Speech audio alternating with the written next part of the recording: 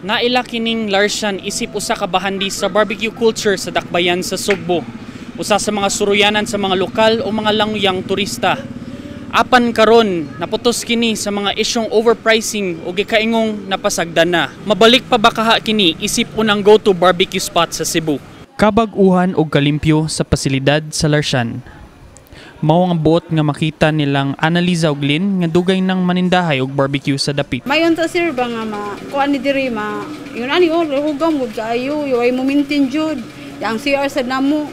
Mayon ta diri wala na ibayad kung kami mga tenant ba di mi pabayaron kay sige mig bayad ten sir di ba pa nasa isa maglain atong tiyan. Unsay ika maayo gyud sa paigo sa tuang gobernador dinhi kung say maayo o yun na gid mi ana. Kung restore man gani, mas labing maayo gyud po. Samtang gihulagway sa Chief of Staff ug pangu sa Cebu Provincial Investment and Promotions Division, Paulo Uy, ang sitwasyon karon sa Larsyan nga layo na sa naandan sa mga Sugboanon kaniadto. Dili gyud para nako it meets the basic standard.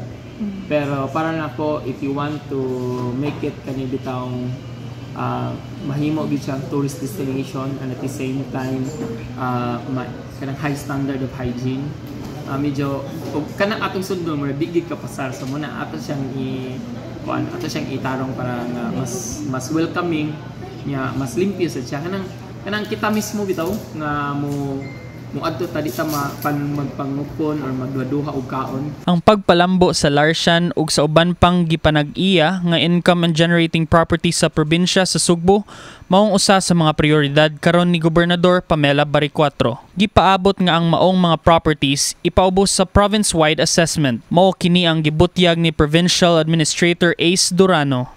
Dili lang ang Larsyan hasta ng Sugbo Mercado kanang naa sa IT Park. Ang usa sa dana ang katnang Museo Sugbo.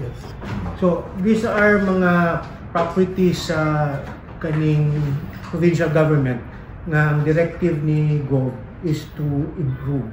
Usasab sa mga plano sa kagamhanan sa probinsya mao ang posibleng pagpaubos sa rental rates sa mga stalls ug slots sa laing food strip rental property sa lalawigan nga mao ang Sugbo Sentro. The provincial government does not exist to make business. Ang provincial government is here to service you. So kanang mayngon ana dako gyud kay nang posibilidad nga ug unsay what is a fairer, a more reasonable na arrangement sa mga nagbenta diha mao gyud nay dawato ni Gopang. Kini si Gia Siwala, HNU Com intern alang sa MyTV Cebu.